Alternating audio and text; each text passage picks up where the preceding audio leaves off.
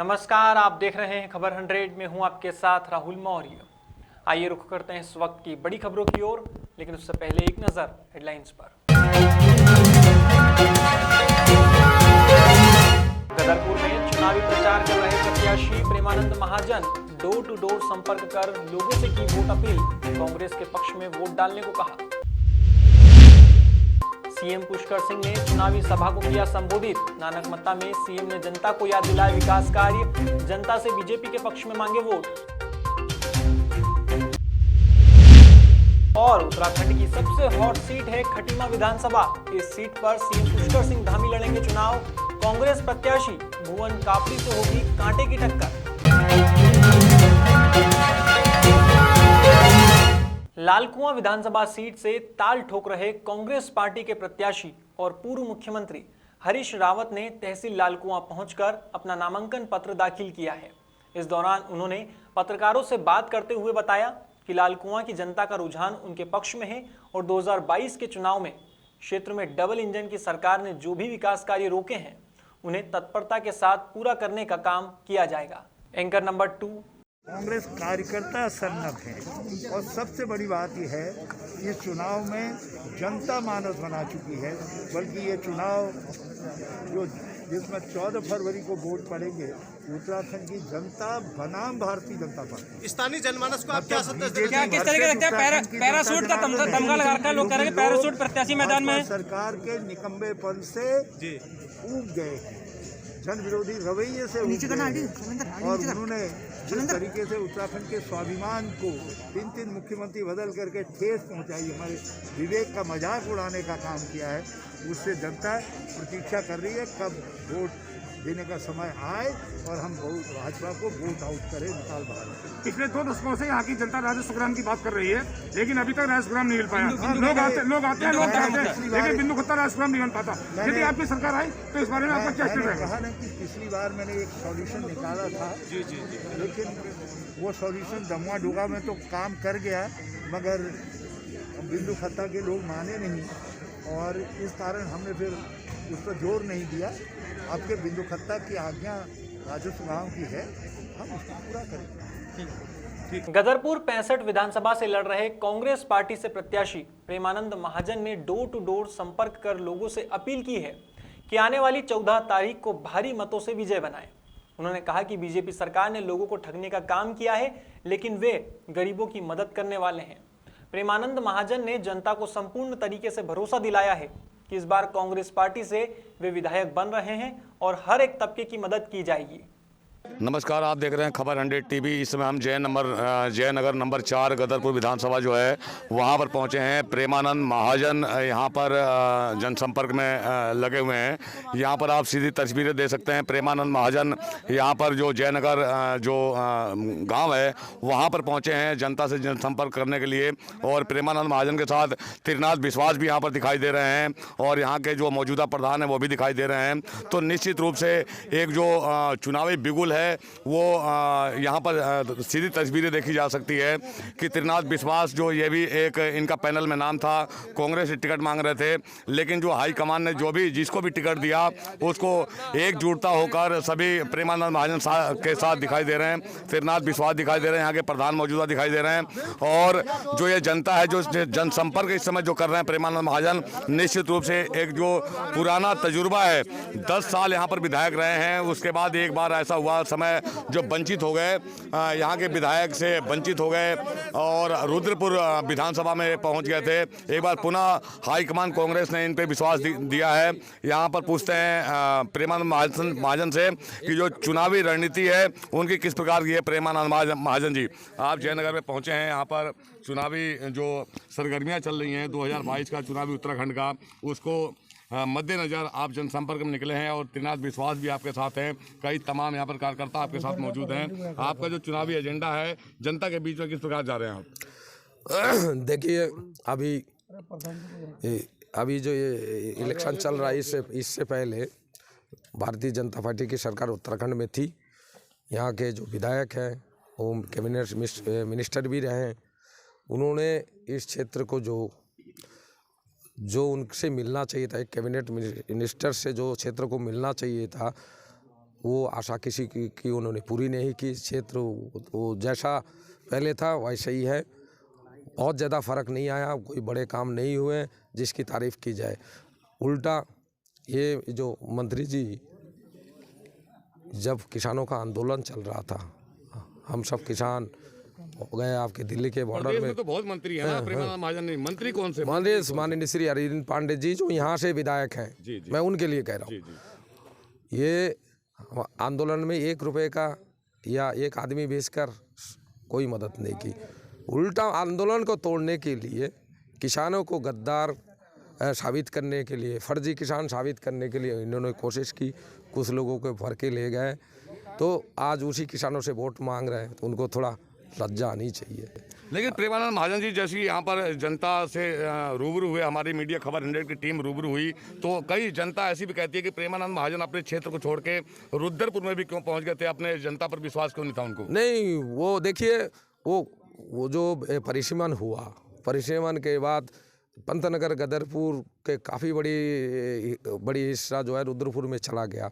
अब मैं, उन लोग कहते हैं प्यार है, मैं कहते हैं तो उसके लिए मैं उनसे नाराज़ तो हूँ नहीं, वो सही कहते हैं उनके हिसाब से। मगर यह है कि जो आप जिस पार्टी में हैं, पार्टी में हाईकमान आपका नेता होता है, और हाईकमान आपका नेता जो आदेश करे उसका पालन करना पड़ता है। तो हमारी उस समय जो मैं बहुजन समाज पार्टी में था, बहन कुमारी मायावती जी हमारी लीडर थी, उन्होंने मुझे रुद्रपुर में फाइट करने के लिए भेजा। माननीय भेड़ जी के सामने हम पहुँचे, कि पीठ तो दिखाना नहीं था। अब रही ये बात है, राजनीति पॉलिटिकल डिसीजन सारे सही होते हैं, सबके सही होते हैं, ऐसा नहीं है। माननीय अरविंद पांडे जी लगातार 4 बार जीत चुके हैं। इस बार कांग्रेस ने मुझे उनके सामने चेहरा बना के भेजा। जैसा कयास लगाया जा सकता है, जैसा कयास लगाया जा रहा है, अरविंद पांडे का जो खेमा है वो कयास लगा रहा है कि एक तो आप है जो आपका एक बहुमूल्य क्षेत्र है, बंगाली समुदाय का आंकड़ा ज़्यादा है, उसके बाद त्रिनाथ विश्वास भी कमर से कमर लगा के आपके साथ चल रहे हैं, और जो किसानों का जो हाल हुआ जो भाजपा सरकार में, उसका भी कहीं ना कहीं कांग्रेस को फ़ायदा मिलता हुआ नज़र आ रहा है। लेकिन जो 10 साल का जो तजुर्बा रहा प्रेमानंद महाजन जी, आप यहाँ पर 10 साल विधायक रहे, लगातार 2 बार बहुजन समाज पार्टी से, उसके बाद आप रुद्रपुर से जो राजमाइश करने चले गए, तो कुछ जो जनता है वो ये आपसे सवाल करना चाह रही है कि अगर उस समय आपको टिकट नहीं मिलता, इसी क्षेत्र में बिना पद पे रहते हुए आप सेवा करते इस क्षेत्र की, तो कोई गुरेज नहीं होता, प्रेमानंद महाजन से प्यार और लगाव उतना ही होता। लेकिन रुद्रपुर क्यों चले गए? देखिए, मैं आपको पहले ही तो बताया हूँ कि वो भाई जो क्षेत्र कटा वो भी तो मेरा ही क्षेत्र था। हमारे मतदाता यहाँ गदरपुर पंतनगर गदरपुर जो सीट थी उससे ही तो कटा, वहाँ से भी तो 30-40 हज़ार वोट गए उधर। तो इसलिए वो कह रहे हैं, वो उनका ये उतना बड़ा मुद्दा नहीं है। पार्टी के हरीश रावत जी आज लाल कुआं से लड़ने आ रहे हैं, और जहाँ तक आप माननीय अरविंद पांडे जी कहाँ बाजपुर से लड़ते थे। आपकी सरकार आपकी बात को रोक रहा हूँ था। हमारे मतदाता यहाँ गदरपुर पंतनगर गदरपुर जो सीट थी उससे ही तो कटा, वहाँ से भी तो 30-40 हज़ार वोट गए उधर। तो इसलिए वो कह रहे हैं, वो उनका ये उतना बड़ा मुद्दा नहीं है। पार्टी के हरीश रावत जी आज लाल कुआं से लड़ने आ रहे हैं, और जहाँ तक आप माननीय अरविंद पांडे जी कहाँ बाजपुर से लड़ते थे। आपकी सरकार मैं आपकी बात को रोक रहा हूँ। बहुत अच्छा आपने सवाल किया है। रामनगर से तैयारी कर रहे थे हरीश रावत जी, उसके बाद उनके जो सगे भाई हैं रंजीत रावत, उन्होंने इतना तगड़ा शिकंजा कसा और कांग्रेस तुरंत बैकफुट पे आ जाती है। इसका कारण क्या है? देखिए, कांग्रेस के पार्टी के जो हाईकमान है, कांग्रेस पार्टी के जो हाईकमान है बड़े बारीकियों से आपके हर सीट का मूल्यांकन करने के बाद टिकट दे रही है। अब रही बात, हरीश रावत जी इलेक्शन लड़ना नहीं चाह रहे थे, आप उनके बारे में गलत कह रहे हो। उनको पहले हाईकमान ने, उन्होंने नहीं कहा था कि मैं रामनगर में लड़ूंगा, वहाँ के कुछ दावेदारों ने उनको बुलाया था। तो उसके बाद भी उन्होंने कहा कि हाईकमान कहेगा यदि मुझे लड़ना है या लड़ना है, हाईकमान कहेगा, मैं हाईकमान पे डिपेंडेंट हूँ। अब हाईकमान ने उनको रामनगर कहा, उसके बाद हाईकमान ने ही कहा कि नहीं यहाँ ठीक नहीं है आप, और यहाँ आप वहाँ चलने से वो सीट और कठिन है, वो सीट आपके जाने से जीतेंगे। कॉन्स्टिट्यूंसी की बात करें, अगर विधानसभा की 9 सीटें हैं उधम सिंह नगर की, अगर इसकी बात किया जाए किच्छा देख लीजिए तो किच्छा में खेस्तान है, और उसके बाद उसमें खटीमा में देख लीजिए खेस्तान है, रुद्रपुर में भी खेस्तान है, गदरपुर में भी खेस्तान हो रही थी, लेकिन उसको समेट लिया प्रेमानंद महाजन ने। जैसे त्रिनाथ विश्वास थे एक दावेदार, पाटू साहब थे, और भी उसमें सुमित थे, कई लोग थे, लेकिन उनको आपने समेट लिया। यहाँ पर खेस्तान नहीं है। क्या कारण है कि हरीश रावत जहाँ पे चुनाव मैदान में जा रहे हैं चुनाव लड़ने के लिए, वहाँ पर जनता बगावत पे उतर जा रही है कि हरीश रावत से मौजूदा खुश नहीं है जनता? देखिए हरीश रावत, लाल कुआं का हाल देखिए। मेरी हर लाल कुआं का देखिए, जिन लोग वहाँ कुछ लोग पार्टी के लोग हैं, उन लोग टिकट मांग रहे थे।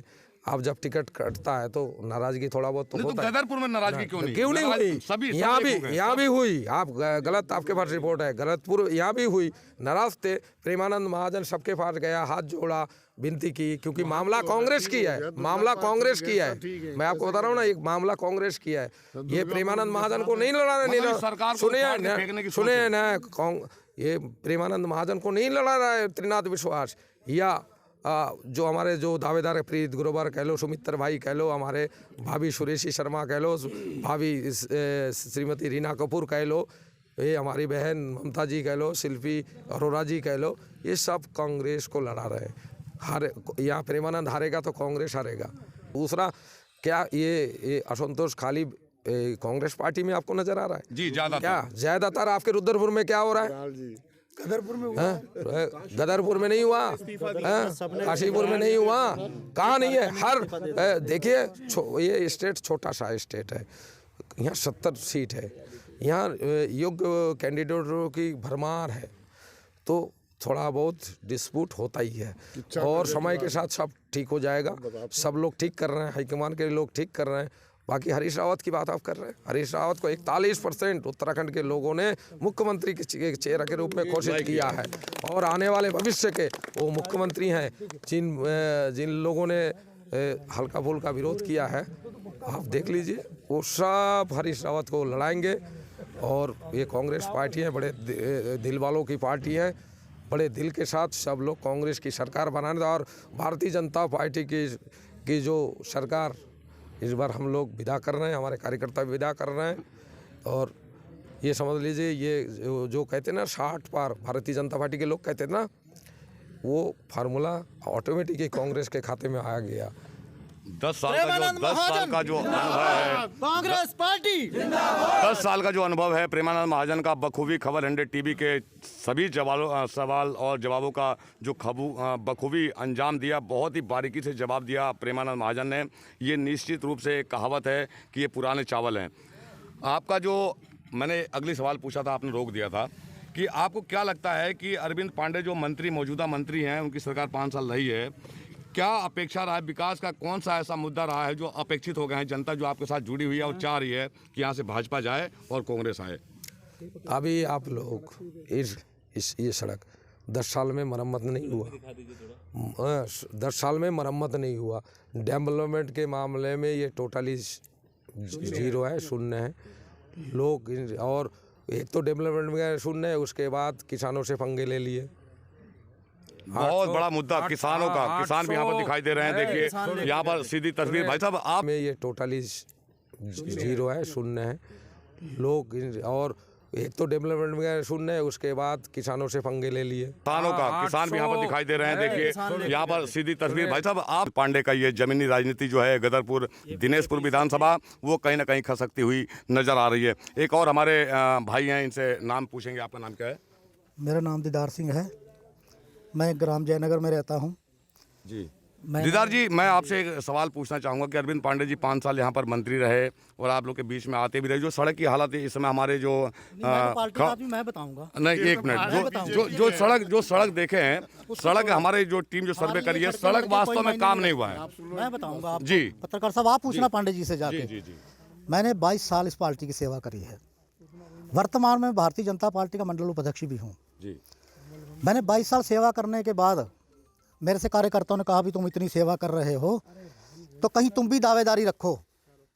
चलो जी, हम लोगों ने जो 2016 में इलेक्शन हुआ जिला पंचायती का, तो हमने उसमें दावेदारी रखी। दावेदारी रखने के बाद इस बार मंत्री जी ने हमारी टिकट कटवा दी। उससे ये पूछो कि जो 22 साल से सेवा कर रहा था तेरा पार्टी का आदमी, तूने उसकी टिकट क्यों कटवाई? उससे पूछो इस चीज़ का जवाब, मेरे से क्या पूछते हो? यदि मैंने 22 साल में पार्टी में कहीं गद्दारी करी है, मैं उसका देनदार हूँ। यदि मैंने पार्टी का कहीं रुपया खाया है तो मैं देनदार हूँ, या मैंने कहीं दल बदलू बना हूँ तो मैं देनदार हूँ। यदि इस पार्टी ने मेरे साथ ऐसा किया है तो आप बताओ मैं इसको क्या करूँ? मैं इसके साथ क्या करूँ? जनता का साफ तौर से कहना है, कहावत है कि औरों से कोई हमें परहेज नहीं और पांडे तुम्हारा खैर नहीं। ये नीति कहीं ना कहीं यहाँ पब्लिक की दिखाई दे रही है। जो आवाज़ है उससे ऐसा लग रहा है कि पांडे जी की सीट यहाँ से जाती हुई दिखाई दे रही है। 1 तारीख को अभी जो केंद्र से जो गाइडलाइंस आना है, जो चुनावी सभाओं का जो परमिशन 1 तारीख से मिलना है, उससे पहले ही कहीं ना कहीं हमारे खबर 100 टीम के नज़र में प्रेमानंद महाजन एक अच्छे लीड में दिखाई दे रहे हैं। मैं एस के मिश्रा, रुद्रपुर से खबर 100 टीवी अपने सहयोगी मनोज हालदार के साथ। आपसे एक सवाल पूछना चाहूँगा कि अरविंद पांडे जी 5 साल यहाँ पर मंत्री रहे और आप लोग के बीच में आते भी रहे। जो सड़क की हालत है इस समय हमारे जो मैं बताऊंगा नहीं, 1 मिनट, जो सड़क देखे हैं, सड़क हमारे जो टीम जो सर्वे करी है, सड़क वास्तव में काम नहीं हुआ है। मैं बताऊंगा आप जी। पत्रकार साहब, आप पूछना पांडे जी से जाके। जी। मैंने 22 साल इस पार्टी की सेवा करी है। वर्तमान में भारतीय जनता पार्टी का मंडल उपाध्यक्ष भी हूँ जी। मैंने 22 साल सेवा करने के बाद मेरे से कार्यकर्ताओं ने कहा भी तुम इतनी सेवा कर रहे हो तो कहीं तुम भी दावेदारी रखो। चलो जी, हम लोगों ने जो 2016 में इलेक्शन हुआ जिला पंचायती का, तो हमने उसमें दावेदारी रखी। दावेदारी रखने के बाद इस बार मंत्री जी ने हमारी टिकट कटवा दी। उससे ये पूछो कि जो 22 साल से सेवा कर रहा था तेरा पार्टी का आदमी, तूने उसकी टिकट क्यों कटवाई? उससे पूछो इस चीज़ का जवाब, मेरे से क्या पूछते हो? यदि मैंने 22 साल में पार्टी में कहीं गद्दारी करी है, मैं उसका देनदार हूँ। यदि मैंने पार्टी का कहीं रुपया खाया है तो मैं देनदार हूँ, या मैंने कहीं दल बदलू बना हूँ तो मैं देनदार हूँ। यदि इस पार्टी ने मेरे साथ ऐसा किया है तो आप बताओ मैं इसको क्या करूं? मैं इसके साथ क्या करूं? जनता का साफ तौर से कहना है, कहावत है कि औरों से कोई हमें परहेज नहीं और पांडे तुम्हारा खैर नहीं। ये नीति कहीं ना कहीं यहाँ पब्लिक की दिखाई दे रही है। जो आवाज़ है उससे ऐसा लग रहा है कि पांडे जी की सीट यहाँ से जाती हुई दिखाई दे रही है। 1 तारीख को अभी जो केंद्र से जो गाइडलाइंस आना है, जो चुनावी सभाओं का जो परमिशन 1 तारीख से मिलना है, उससे पहले ही कहीं ना कहीं हमारे खबर 100 टीम के नज़र में प्रेमानंद महाजन एक अच्छे लीड में दिखाई दे रहे हैं। मैं एस के मिश्रा, रुद्रपुर से खबर 100 टीवी अपने सहयोगी मनोज हालदार के साथ। उधम सिंह नगर की 69 विधानसभा नानकमत्ता में मुख्यमंत्री पुष्कर सिंह धामी ने एक चुनावी सभा को संबोधित किया। विधानसभा क्षेत्र के झनकट में सभा को संबोधित करते हुए उन्होंने 6 महीने के कार्यकाल की उपलब्धियों को गिनाया और जनता से बीजेपी के पक्ष में वोट देने की अपील की। दरअसल भाजपा प्रत्याशी और 2 बार के विधायक डॉक्टर प्रेम सिंह राणा के पक्ष में प्रचार किया जा रहा है। इस दौरान मुख्यमंत्री द्वारा जगह जगह पर नुक्कड़ सभाएं ली जा रही है और सरकार के द्वारा कराए गए विकास कार्यों को याद दिलाया जा रहा है। जनपद की खटीमा विधानसभा इस समय प्रदेश की सबसे हॉट सीट बनी हुई है। खटीमा सीट से जहां मुख्यमंत्री पुष्कर सिंह धामी बीजेपी के प्रत्याशी हैं, तो वहीं उनके सामने कांग्रेस पार्टी के कार्यकारी प्रदेश अध्यक्ष भुवन कापड़ी कांग्रेस के प्रत्याशी हैं। खटीमा सीट पर पूरे प्रदेश की निगाहें हैं कि प्रदेश के मुख्यमंत्री पुष्कर सिंह धामी लगातार तीसरी बार अपना परचम लहराते हैं या फिर कांग्रेस के प्रत्याशी भुवन कापड़ी, जो मात्र 2700 मतों के अंतर से पिछली बार हार गए थे, वे विजयी बनेंगे। कांग्रेस पार्टी के प्रत्याशी भुवन कापड़ी लगातार अपने प्रचार में लगे हुए हैं। भुवन कापड़ी का कहना है कि विगत 5 साल में भारतीय जनता पार्टी के कुशासन से जनता उब चुकी है। महंगाई, बेरोजगारी से जनता और युवा त्रस्त हैं। राज्य का युवा अपना भविष्य कांग्रेस पार्टी में देख रहा है, इसलिए आने वाले चुनाव में बीजेपी का सफाया होगा और कांग्रेस की सरकार बनेगी। देखिए, कांग्रेस गरीबों की सरकार है।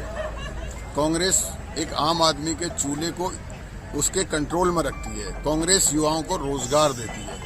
कांग्रेस बच्चों को पढ़ने के लिए अच्छी शिक्षा देती है। कांग्रेस स्वास्थ्य की सुविधा देती है, तो जनता की जो जरूरतें हैं उसे पूरा करती है और भारतीय जनता पार्टी उसे खत्म कर रही है। हल्द्वानी में आम आदमी पार्टी के कार्यालय में नैनीताल से निर्दलीय चुनाव लड़ चुके हेम आर्य और कांग्रेस की सचिव मंजू तिवारी ने आम आदमी पार्टी की सदस्यता ग्रहण की है।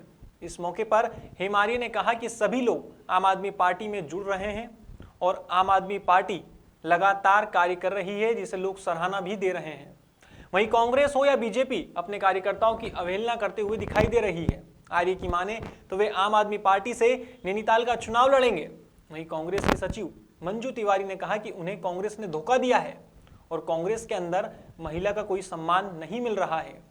ऐसे में उन्होंने आम आदमी पार्टी को चुना है और उसकी सदस्यता ग्रहण की है। देखिए, अभी लगभग हमारे 56 प्रत्याशी जो हैं वो नॉमिनेशन ऑलरेडी कर चुके हैं। 3 आपके रिक्त हैं अभी भी पद।